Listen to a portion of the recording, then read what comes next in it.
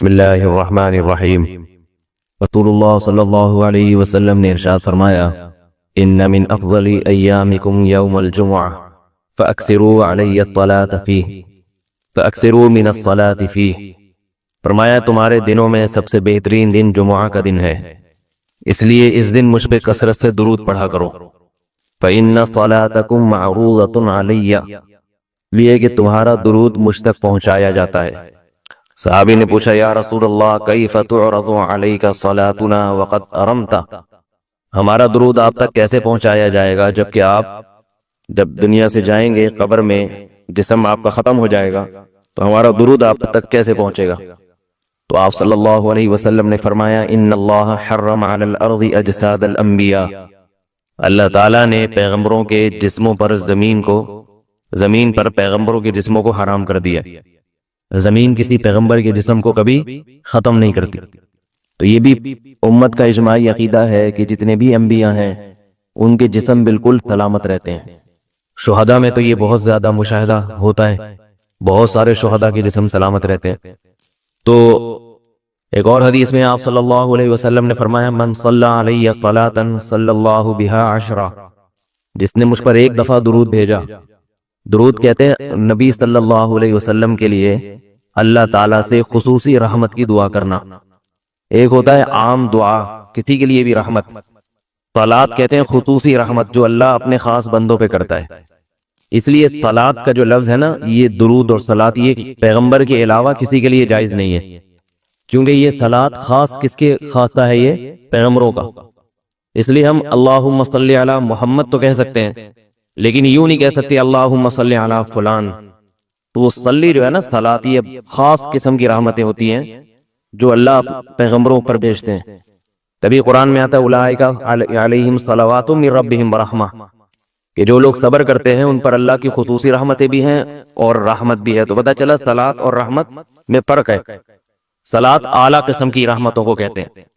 تو آپ صلی اللہ علیہ وسلم نے فرمایا، جس نے میرے لیے ایک مرتبہ رحمت کی دعا کی، درود شریف پڑھا میرے لیے، تو اللہ اس پر 10 رحمتیں بھیجتے ہیں۔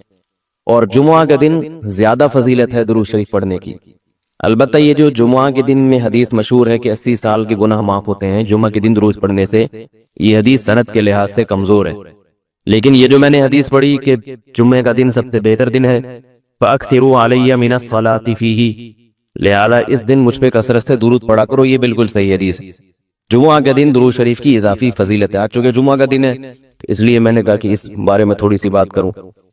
ایک اور حدیث میں آتا ہے، رسول اللہ صلی اللہ علیہ وسلم نے فرمایا، لا تجعلوا قبری عیدا وصلوا علی فإن صلاتکم تبلغنی حیث کنتم۔ فرمایا میری قبر کو عیدگاہ نہ بناؤ۔ جیسے میلوں کی جگہ ہوتی ہے نا، میلے ٹھیلے، عید پہ جب سب لوگ جمع ہو کے خوشیاں مناتے ہیں، تو جیسے مزاروں پہ ہوتا ہے نا، قوالیاں ہو رہی ہیں اور یہ میلے ٹھیلے ہو رہے ہیں آج کل دیکھا ہے۔ تو پہلے زمانے میں بھی جب کوئی نیک آدمی دنیا سے جاتا تھا تو لوگ اس کی قبر پہ دھرنے مار کے بیٹھ جاتے تھے، اور وہ مجاور اور یہ سب جو ہمارے یہاں ہوتا ہے۔ تو آپ صلی اللہ علیہ وسلم نے منع کیا کہ میری قبر کے ساتھ یہ کچھ مت کرو، البتہ مجھ پہ درود پڑھا کرو، اور فرمایا کہ تم جہاں سے بھی درود پڑھو گے یہ مجھ تک پہنچے گا۔ اور حدیث میں رسول اللہ صلی اللہ علیہ وسلم نے فرمایا، ما من احد یسلم علی الا رد اللہ علی روحی فارد علیہ، کہ جب بھی کوئی مجھ پر سلام بھیجتا ہے اللہ میری روح کو میرے جسم میں لوٹاتے ہیں اور میں اس کے سلام کا جواب دیتا ہوں۔ اب یہ کیسے ہوتا ہے؟ چونکہ یہ برزخی زندگی میں ہے، لہذا اس کی کیفیات میں اور گہرائی میں جانے کی اجازت نہیں ہے۔ جیسے اللہ بہتر سمجھتے ہیں یہ ہوتا ہے، اس کی حقیقت کا ہمیں علم پوری طرح نہیں ہے، برزخی زندگی ہے۔ اور حدیث میں آتا ہے رسول اللہ صلی اللہ علیہ وسلم نے فرمایا کہ رغم انف رجل ذکرت عنده فلم يصلی علی، اس شخص کی ناک خاک آلودہ ہو جائے جس کے سامنے میرا نام لیا جائے، میرا تذکرہ ہو اور وہ مجھ پہ درود نہ پڑے۔ ایک اور حدیث میں آپ صلی اللہ علیہ وسلم نے فرمایا، البخیل من ذکرت عنده فلم يصلی علی، وہ شخص کنجوس ہے، بخیل ہے جس کے سامنے میرا نام آئے اور مجھ پہ درود نہ پڑے۔ یعنی اتنی بڑی شخصیت اور اتنے بڑے محسن اعظم کا تذکرہ آ رہا ہے اور اس کی زبان سے دعا بھی نہیں نکلتی، تو اس سے بڑا کنجوس دنیا میں کون ہو سکتا ہے؟ ایک اور حدیث میں آپ صلی اللہ علیہ وسلم نے ایک شخص کو دعا مانگتے ہوئے دیکھا جس نے درود شریف پڑھے بغیر دعا شروع کر دی، تو آپ صلی اللہ علیہ وسلم نے فرمایا اس نے دعا میں جلدی کی ہے۔ پھر فرمایا تم میں سے جب کسی شخص کو دعا مانگنی ہو تو پہلے اللہ کی حمد و ثنا پڑھے، پھر مجھ پر درود بھیجے۔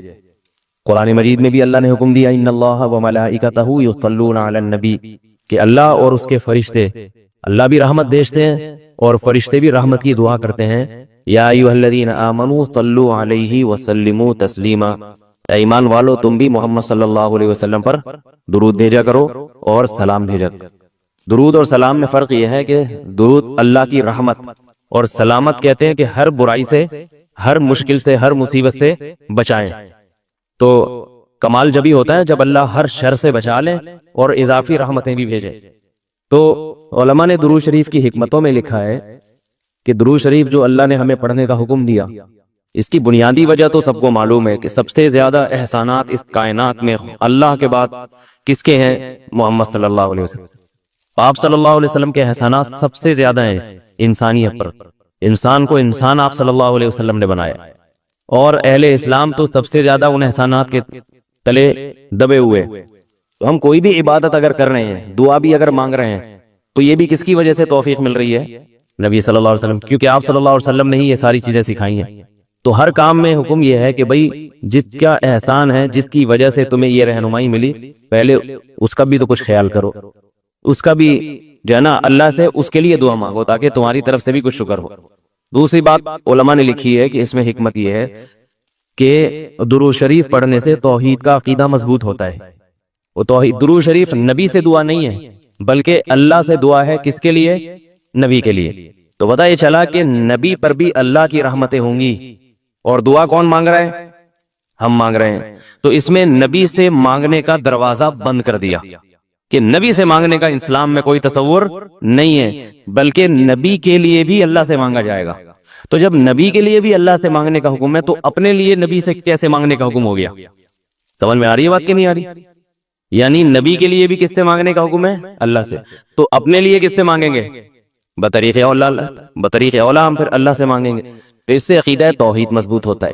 اور تیسری بات یہ کہ علماء نے لکھا ہے کہ جب درود شریف پڑھیں تو اس نظریے سے نہ پڑھیں کہ نبی ہماری دعا کے محتاج ہیں، نبی اللہ کی رحمت کے تو محتاج ہیں، یہ تو درود شریف سے پتہ چلتا ہے، لیکن اللہ کی وہ رحمت اس وقت بھی ہوتی اگر ہم یہ دعا نہ مانگتے۔ تو ہمیں اس لیے ہے کہ ہم بھی انگلی کٹا کے شہیدوں میں نام لکھوا لیں۔ سمجھ رہے ہیں نا؟ اس کی حضرت مولانا اشرف علی تھانوی رحمہ اللہ نے بڑی